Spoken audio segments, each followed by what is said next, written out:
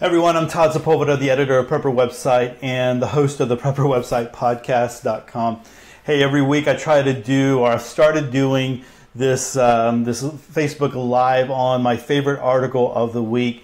And so it's one of the articles that I read on the podcast last week that I thought was interesting, that I think is valuable to a lot of people out there. So I know some of you don't necessarily listen to the podcast, maybe because that's not your thing, but I thought I'd come over to Facebook Live and once a week do this. So let's go ahead and go to, let's try this again. Let's see if we go to my desktop, and the article that I am reading is from episode 206, and so it was wicking beds and potatoes for food storage and Blackout kit.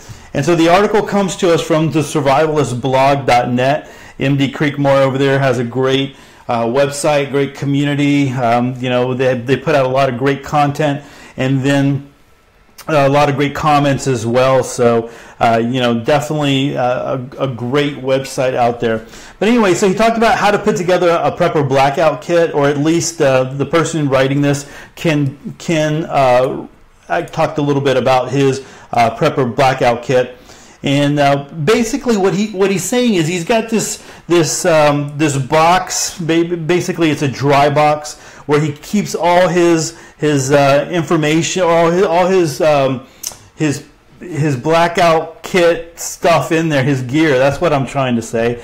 And so I guess this is a nice little snapshot of what he keeps in there. We're going to talk just a little bit about this stuff very, very quickly. So when you go into the article, he just talked about the need for the Blackout kit and how it evolved over the years. And so it was like in a fish tackle box. He talks a little bit about that, and then he talks about now it's in a dry box. He's added stuff as the years have gone on. And one thing that he said is that this kit is kind of close by. It's kind of hidden. He has it like in a end table, so people don't see it, but it's there. So if he really needs to get to it really quickly. Now, one of the things, of course, people would say, well, dang, Todd, if it's kind of hidden and the lights go out, what is he going to do? And so he talked about that he's got flashlights and all over the house, and I totally truly understand what he's talking about, because I have the same as well. I just think you should have flashlights, you should have lights available. You just never know what's going on. And there has been times at night where it has gone completely pitch black, and I know exactly where my lights are, where my flashlights are. I have about 3 or 4 of them on the mantle. Now they're hidden, so they're not like all lined up or anything. So when people come over, they're behind things, but they're there. And so, one of the things, I carry this little outlight, and I've talked a little bit about this one. I don't know if you can see it there, but I've talked about this one. This is one from Hurricane Harvey that I had, and this little sucker is just, it's got the light, the telescopic, way that you can go ahead and focus that light. And one of the things how I saw if the water was rising or not was across the street from my house. There's a fire hydrant, and it's blue, and then it has a white top on top of it. And so we were kind of seeing the blue disappear. But then in the middle of the night, when we lost the power and everything, or they actually turned the power off to kind of save the grid, we couldn't really see it anymore. But with this light, I could flash it all the way across the street, and I could see very clearly. I could see that the water was still rising. So anyway, there is actually a little trick to this. I'm going to probably come right back on, since I have all my equipment up. I'm probably going to do a quick little video on just in case you have a problem with this, because I found an issue. And I found a way to solve it, and ever since I fixed it, I've never had the problem again. But it took me a little while to search for it, and found it. But anyway, so if you're watching, I'm gonna do that here in just a minute. So all right, so let's go ahead and go back to the article. He talked about having flashlights everywhere so that he could get to his flashlight, so then he can get to his dry box to open up his Blackout kit and get to everything that he needs. One of the things he goes into the fact of keep it simple. You don't want to get too crazy. I well, let me talk a little bit about what he has here, and then I'll come back and say some of the things that I've changed or that I have in mind. He talked about this mag light, and I haven't really had anyone talk about a mag light back. When I first started in preparedness, that was probably one of the flashlights to have. They were heavy, they were heavy duty, they had a lot of power. They had the ones with the D cells, where you have like 4 D cells in there, batteries. I mean, those suckers, they were, if you needed to hit somebody over the head with, I mean, you were going to do some damage, right? But I don't know so much about those anymore. So he talks a little bit about those, the classic mag lights. I don't know if I completely agree with them. I know some of you might have it. If you have it, hey, drop it in the. You know what? If you have a flashlight, like a favorite flashlight, then just drop it in the show note, or not in the show notes, in the comments, and let me know so I can just kind of see what they are. Because I'm always up for getting another flashlight. I mean, I love having a decent flashlight. He talked a little bit about just you can't have enough flashlights, and again, I agree. He talked about the Ozark Trail 10-pack for $14. I think that's, if I'm not mistaken, that's a Walmart brand. Maybe not, but I think you can get them at Walmart. And he talked about Harbor Freight. You can get the cheap ones there. So, get the cheap ones if you want to. Maybe if you've got kids, that kids are going to. I know when I was young, with Star Wars and all that, I mean, every flashlight was a lightsaber, right? Especially those plastic ones. Those really cheap plastic ones that never survive. But anyway, so maybe having some of those for kids, and if the power goes out. I can talk right now, right? After this, I'm going to do the podcast, and so hopefully I'm not tripping all over myself. So you have if the power goes out, you have the kids. You want to give them something so they feel a little comfortable. So you can give them a cheap little flashlight. So I think that might be a good idea there. Having batteries, and he talked a little bit about copper tops. I know recently I was reading. My friend Tim Gamble, he talked about checking the prepper to-do list. We read his article on the podcast here recently, and he talked about that he liked the Amazon batteries, that they lasted for 10 years and they hadn't done them wrong and all that kind of stuff. And so I think you need to have a good supply of batteries. One of the things that I would suggest, and I have it right here. So I'm gonna disappear from the camera so I can show this to you. But the little battery carrier. So if you have a lot of batteries and they're coming in big packages and they're kind of loose, I've made the mistake before in the past, just kind of having a big box of batteries and you try to line them up and you try to keep them all straight and everything, but eventually they're going to fall, or someone digs in there or whatever and they fall, and they start touching each other, and then they start leaking all over the place. So I've lost some batteries just because of that, and it was stupid. But anyway, if you can invest in some of these where you put the batteries in, I mean, I keep this here for the double A's, and the kids are always using these. Definitely, I like the Interloop rechargeable batteries. But anyway, so having some of these, I think, are worth it. That way they don't touch each other, and they're going to be safe and all that good stuff. But anyway, so I think having those batteries, definitely having batteries is important, and having a good rechargeable ones. I'm always going to push the rechargeable ones. I'm going to push the ones that you could possibly charge through solar and stuff like that. But I do think it's a good idea to have some regular batteries as well. You definitely I'm not going to say I don't have them. I do have them. So let me just kind of go there. He talks about a headlamp. I think everyone should have a headlamp. And I want to say, is this the article? I don't believe this is the article. And they all run together for me since I'm reading so many different articles. But he talked about having them in different places, and even one for first aid kits. Because a lot of the times when you think about first aid, you think about it's like, hey, you have this perfect, the perfect scenario. It's going to be daylight, it's going to be sunny, and someone gets hurt, and you bring out your first aid kit, and you're able to help them out. You never think that someone's going to get hurt right in the middle of, a blackout, or right in the, at night when you're out somewhere, and then you're trying to hold a flashlight and take care of them, or you tell them to hold the flashlight, and while you're trying to take care of them, and they might be really hurting. And so having a headlamp, I think, is a good idea. It definitely not only for, you know, whenever you're doing stuff for whatever you need it for. But even in a first aid kit, I think that's a good idea. Talked a little bit about glow sticks. I'm not a real big glow stick person, but you know, you can have some of those as well. I think they're kind of expensive for what they, you know, for how long they last. Ziploc bags full of tea lights. I don't know if I would go with just tea lights. I would think that, and now granted, I'm going to give this guy props, right? What was his name? His name is Ken. I'm giving Ken props because he's got this Blackout kit. I mean, I think that's way ahead of a lot of people out there. You know, a lot of people have flashlights thrown in a junk drawer. You don't even know if they're working or not.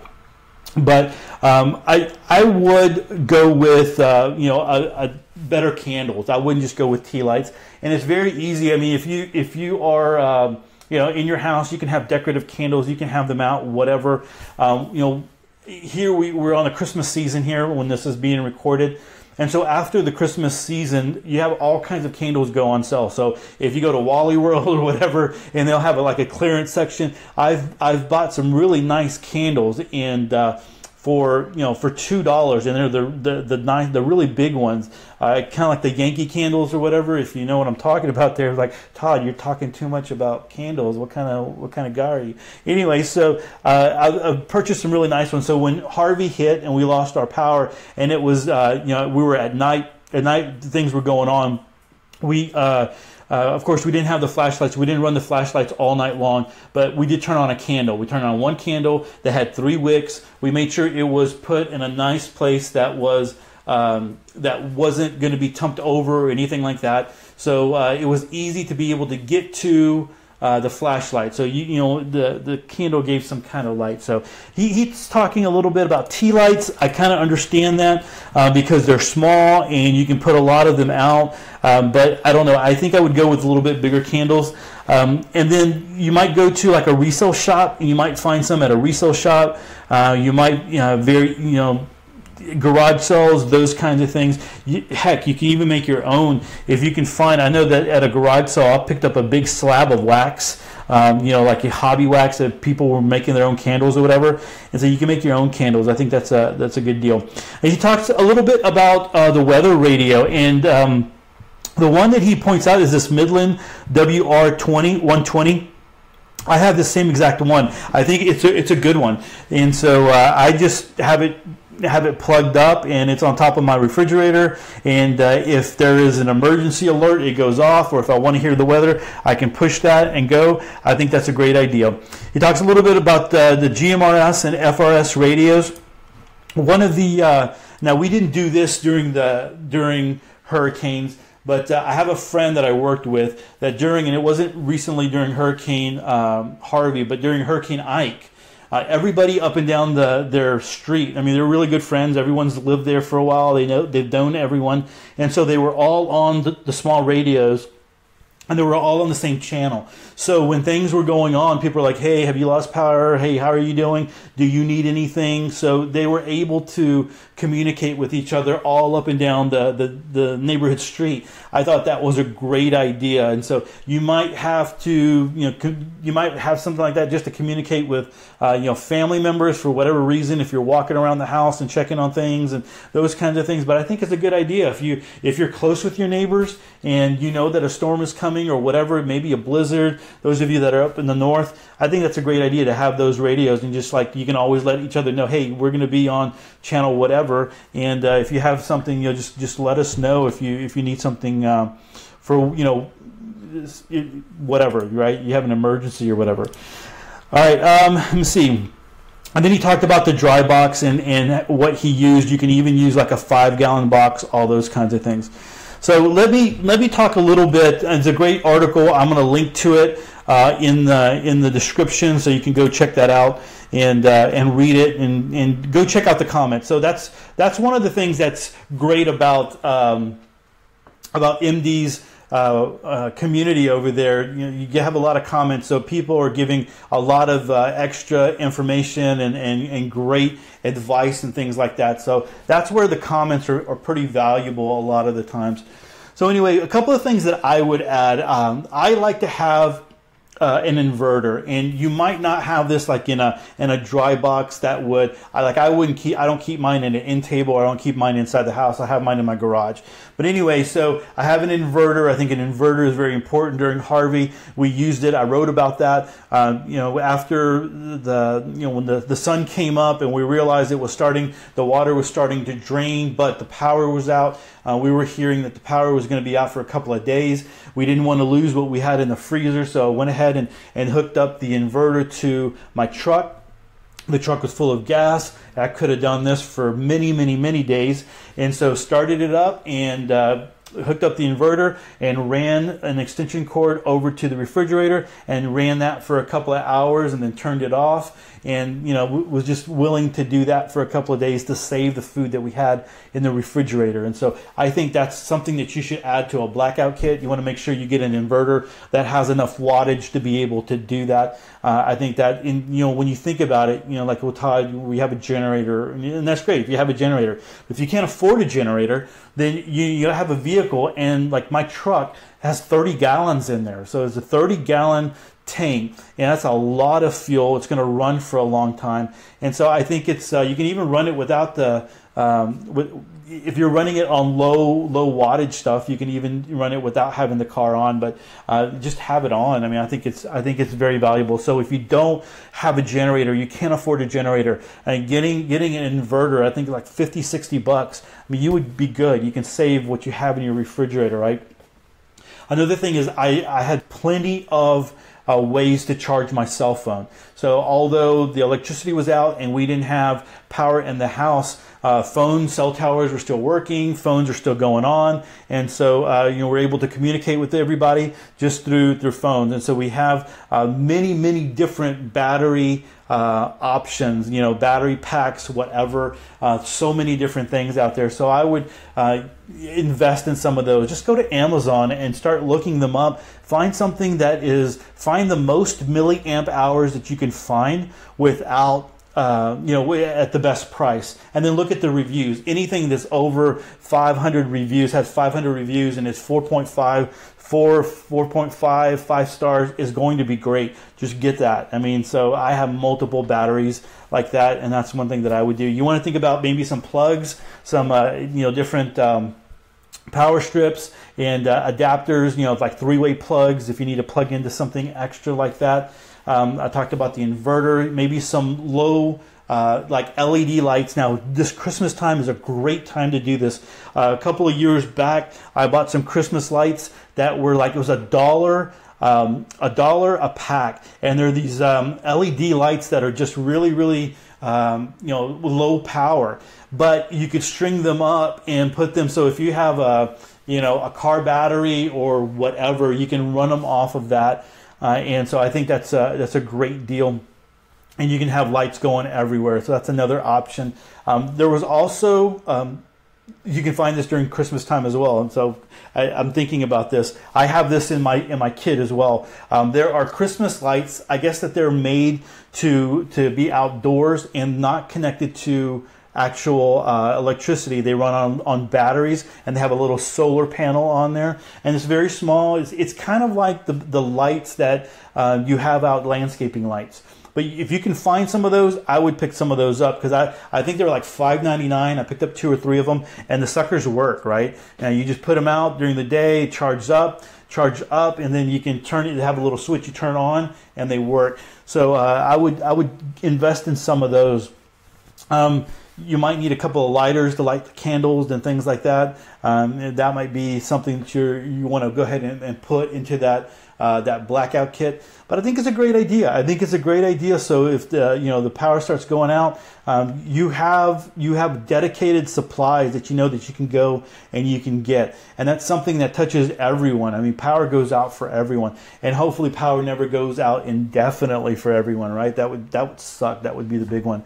So anyway, that's this article, right? How to put together a prepper blackout kit, and that was over at episode 206 of the Prepper Website Podcast. So I know got some people here, and I'm like, okay, so tell me. Let's see what anybody write down. Have Bob's bug out bags, blackout. Okay, let's see here. how many watts will run a fridge, freezer. I think mine's like 400 watts. It's not that. It's not that. Please don't say Baofeng. Why not, man? Come on. There's like a cheap ham radio that people who can't afford it can get.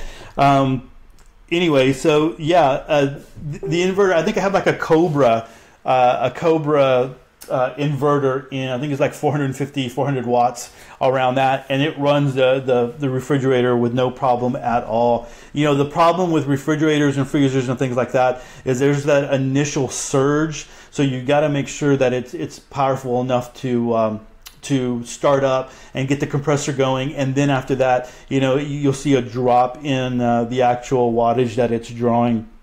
Anyway, so what next? Potpourri and pumpkin spice coffee?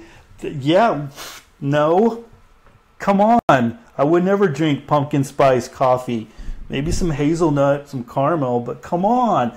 Anyway, so guys, I appreciate you watching, having some fun with this, and but also pointing out some preparedness stuff, and hopefully bringing preparedness information in a different way. So we got the Prepper website, we got the podcast, and trying to do some Facebook Lives and get out there, and hopefully people appreciate it. So anyway, if you could give us a like, and let us know that you appreciate it. And maybe even share it out. If you share out preparedness information on your, on your timeline, that'd be great.